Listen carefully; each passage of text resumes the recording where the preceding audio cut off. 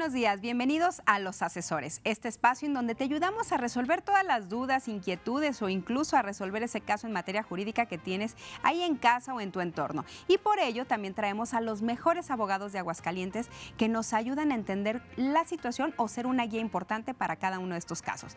El día de hoy vamos a hablar en tema de materia penal, derecho penal, y por ello también si tú ya tienes una inquietud, un caso, mándanos especificando, detallando lo más posible al 449-185-1219. Aquí con gusto leemos tu caso al aire. Y por lo pronto, bueno, pues doy la bienvenida y saludo a los abogados que hoy nos acompañan. Saludo al licenciado Caleb de Anda. Buenos días. Gracias, qué gusto conocerte. Muchas gracias. También al licenciado Alan Zamarripa.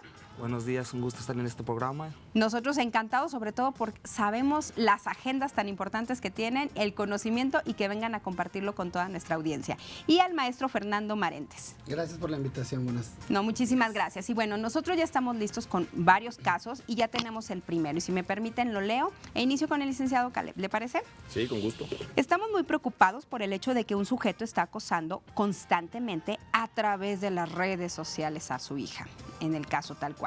Primero empezó a seguirla y a reaccionar en sus redes. Posteriormente la intentó contactar por mensajes y al no tener la respuesta afirmativa a sus peticiones, este se molestó y empezó a hostigarla. Mi hija lo bloqueó, pero ha comenzado a hacer otras cuentas para continuar con sus ataques. ¿Se puede hacer algo en estos casos? Mire, definitivamente este fenómeno que nos exponen es algo que cada vez está potencializándose más en nuestra sociedad. La sociedad ahora interactúa de una forma electrónica que nos ha hecho más cercanos en la comunicación y más alejados físicamente. Entonces, la ley debe de seguir a la sociedad y en el caso la ley penal es de estricto derecho. ¿Qué significa eso? De que no se puede sancionar a nadie si no existe un delito especificado en la norma. Es decir, que la ley diga que eso debe de castigarse. Lamentablemente al día de hoy no tenemos una figura legislada que prevea exactamente esto. Tal vez si abundáramos más en el tema y encontráramos a detalle de qué se trata el hostigamiento, pudiéramos saber si se trata sobre algún delito de amenazas, es decir, si se le está haciendo alguna advertencia de causarle un malestar a ella, a su persona, a su patrimonio, a sus familiares, a cambio de que acceda a favores sexuales o de cualquier tipo que esté incitándola. Pero si únicamente es enviarle mensajes de texto que a lo mejor le resultan incómodos a la señorita, no es propiamente configurativo de un delito.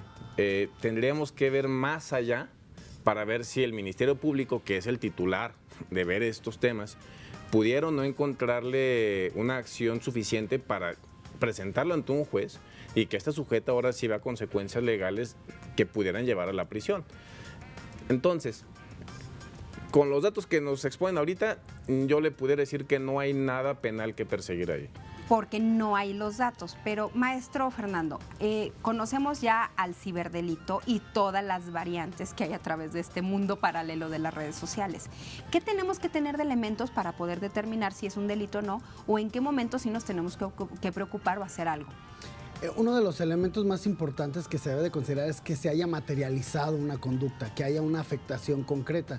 Como lo decía aquí mi compañero licenciado, efectivamente en el caso en particular, como lo exponen, entiendo que no hay una afectación concreta, no ha sido víctima de una extorsión, no ha sido víctima de una amenaza, de una advertencia en causarle un mal. En ese sentido, creo que uno de los elementos que deberían de existir, o más bien estoy seguro que para que pudieran denunciar es que exista una afectación en cualquiera de los bienes jurídicos de la persona. Hablemos el patrimonio, su integridad sexual, su integridad emocional. Si no ocurre, la víctima o la persona que se comunica está en todo su derecho de comparecer a la fiscalía y presentar una denuncia. Tampoco se le puede limitar ese derecho. Y ya la Fiscalía Estatal sería la encargada de verificar si existe un delito y darle la persecución que corresponde. Pero si no lo hay, muy probablemente el asunto se va a archivar. Sin embargo, ello no impide que la víctima pueda acudir a denunciar, pese a que no haya un elemento como el que usted habla, una materialización de alguna afectación concreta a la persona, digamos en este caso a la menor de edad. Ahorita tenemos, licenciado Alan, tenemos el tema de los robos o hackeos de WhatsApp, ¿no? Aquí sí hay afectaciones, hay robo de identidad, hay una extorsión. Pero, por ejemplo, en este caso, que tenemos un ciberacoso, a lo mejor en este propiamente dicho, ¿Qué pasa con el tema mental? Porque al final de cuentas, aunque no hay una afectación, sí me preocupa que alguien me está vigilando y me está afectando, en este caso a su hija. ¿Qué se puede hacer si no hay como tal un tema penal, pero qué son unas recomendaciones?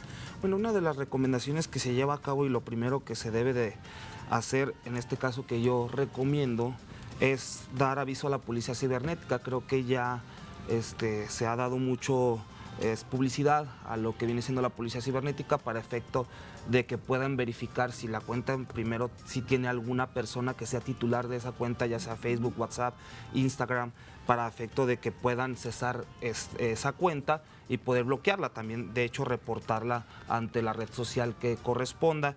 Sí es muy importante mencionar que pueden denunciar, sí, está expedito el derecho a denunciar. Aquí la situación, y como lo comentan mis compañeros panelistas, es si esa situación que denuncian en su momento se puede acreditar un delito o no. O sea, el MP tiene la obligación de recibir la denuncia, realizar las investigaciones y en su momento determinar si ese hecho actualiza un delito o no. Así como nos están mencionando el asunto, yo lo veo muy vago. Tendríamos que ver cuál es el acoso, o sea, ella por qué considera que hay un acoso, por qué hay un hostigamiento, y de ahí partir para efecto de si se puede encuadrar en alguna figura típica que sanciona la ley penal. En este caso puede ser amenazas, alguna extorsión si es que le está pidiendo algo a cambio, o hasta una violación a la intimidad personal.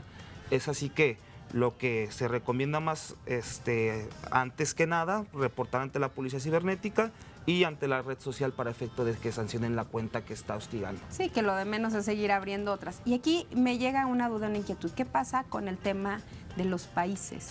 O sea, estamos hablando de un mundo global y que a lo mejor estas personas ni siquiera están en el estado, en el entorno. ¿Aquí qué pasa? ¿Aplica la misma legislación o la misma en tema de policía cibernética? Aquí es interesantísimo el tema, porque el derecho mundial, el derecho internacional, se colma a partir de las legislaciones locales. Es decir, no existe un legislador mundial que crea cómo se debe de proteger. Por ejemplo, lo que sí existe aquí en Aguascalientes, que permea en todo el mundo, pudiera ser, es de que, como en el caso que nos platican, pudiera pasar que la víctima sí tenga acceso a una acción legal, que aunque propiamente no va a tener una repercusión penal, sí puede tener ella una protección en sí misma. Hay una ley estatal de protección a las mujeres, que es la ley de acceso a la vida libre de violencia a las mujeres. Y ellas pueden tener órdenes de protección, las puede otorgar, como decía el maestro Fernando, el Ministerio Público, aunque el archivo en definitiva pudiera dar una medida cautelar, o inclusive un juez del Poder Judicial, un juez estatal, pudiera determinarlo, porque también a lo mejor no conocemos y pudiera ser de que el acosador sea algún conocido o alguna relación de pareja, exnovio, vecino, que le dota de competencia a un juez familiar incluso para darle una orden de protección y que inclusive sea vigilado su domicilio por policía preventiva, que tenga una orden de alejamiento, cualquier medida necesaria para que cesen los ataques. Porque si bien es cierto, pudiera pasar como dice Alan, no existe el delito, pero pues hay consecuencias, como usted bien lo refiere, de la psique de la persona, donde a lo mejor su cosmogonía, su percepción de la realidad, su percepción de sí misma ya se dañó, pues hay que tutelarla. Y si no es mediante el derecho penal, pues existen otros mecanismos que el sistema jurídico prevé. Es decir, no sería algo impune solo por el hecho de que no habría prisión. La prisión es una consecuencia máxima. El tema de que el sujeto principal aquí es la propia víctima, la que se debe tutelar. Por tanto, en un ámbito internacional, si están localizados en Aguascalientes y el agresor está en otro estado o en otro país, incluso también se puede vincular a través de esta orden de protección. Porque también hemos visto algunos casos lamentables donde hay ciberacosos, empiezan por ciberacosos simples donde no hay una medida y terminan en homicidios o feminicidios que ya había alertas. ¿Aquí qué se recomienda? Sí es recomendable hacer la denuncia inmediata, independientemente de si le veamos gravedad o no, para poder prever o dejar un asentamiento, un antecedente más bien. Sí, sí es importante, evidentemente, la denuncia por el escenario en el que nos encontramos en el país, de la violencia que se ha polarizado tanto y que terminan en cuestiones como de las que hablas, ¿no? Evidentemente, la denuncia es un mecanismo al que puede acceder cualquier ciudadano que piense que hay un delito en su perjuicio. Pero de acuerdo a lo que hablan mis compañeros, incluso de que no hay un hecho específicamente tipificado en la ley, yo creo que la recomendación que pudiéramos hacer nosotros desde este foro es a las legislaturas, que legislen este tipo penal en particular de este que denominamos ciberacoso, que si bien es cierto no hay un resultado concreto de una afectación, pero sí se pone en peligro, podamos hablar el tema de la estabilidad emocional de las personas, ¿no? Y que si en este momento no existe una cuestión específicamente legislada como nos lo exponen, pues que los legisladores hagan su trabajo y entonces creen un tipo penal en específico por este hecho en concreto. Sí, porque aquí a final de cuentas en el tema de negocios, una cosa es el tema personal, que la información la manejamos más controlada, pero en un tema de negocios la dejamos muy expuesta y también nos prestamos a este tipo de situaciones que nos rastren a través de las redes sociales. Sí. Pero con esta paréntesis nos vamos a la primera pausa y regresamos inmediatamente aquí a Los Asesores.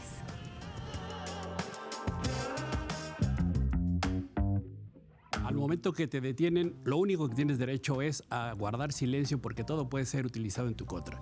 No existen las fianzas actualmente en el nuevo sistema de justicia penal.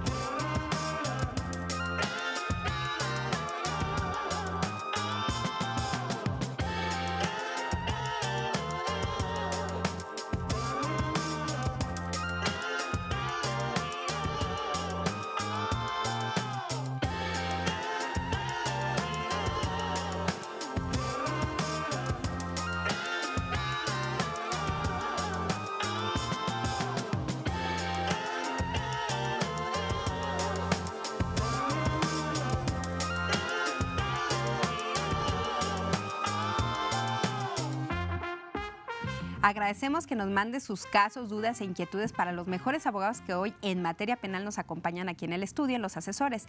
El teléfono de WhatsApp 449-185-1219, donde con gusto recibimos los comentarios, los leemos al aire o los hacemos llegar a cada uno de ellos. Y vamos con el siguiente caso, si me permite, licenciado Alan. Mi hijo se vio involucrado en un problema callejero.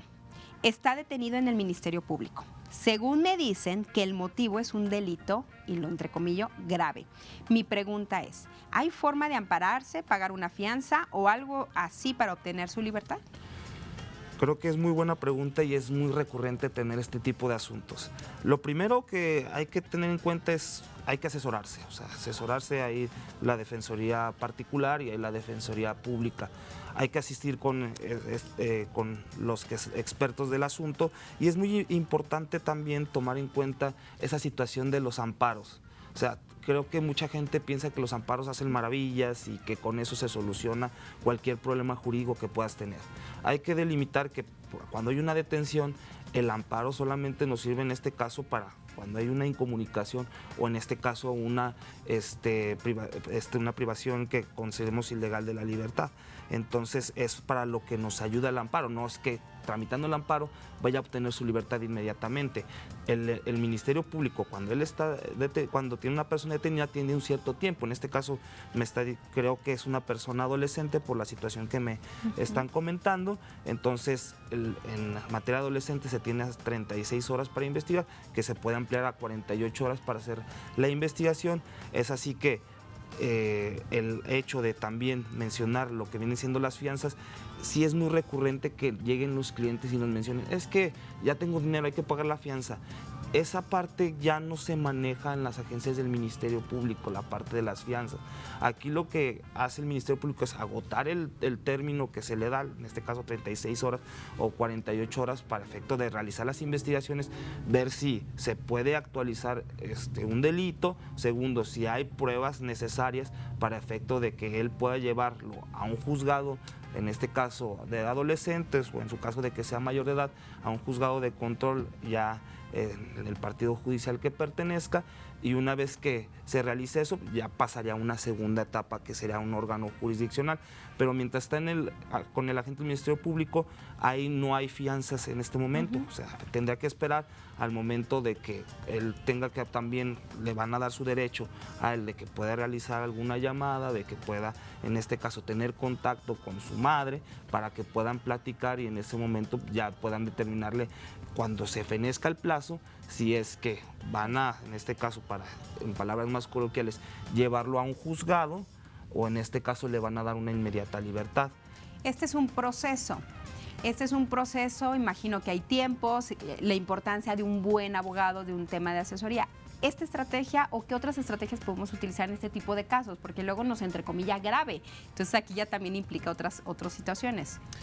Sí, bueno, el paradigma de la libertad en los procedimientos penales cambió por completo. El Estado de Derecho mexicano dejó de tener un derecho penal que antes te perseguía de una manera inquisitiva y mientras estuviera sujetado a un juicio que antes se llamaba auto de formal prisión, significaba que tú estabas preso, salvo que garantizaras ciertas cargas procesales, que es lo que conocen la gente como fianza, y es por eso que en la sociedad ha permeado todavía la libertad. Que esto era, si no me equivoco, como eres culpable hasta que no se diga lo contrario en el proceso anterior. ¿Es esto? Básicamente sí, no era tanto así, seguía habiendo la presunción de inocencia, pero sí había la presunción de requerir la medida cautelar de estar preso.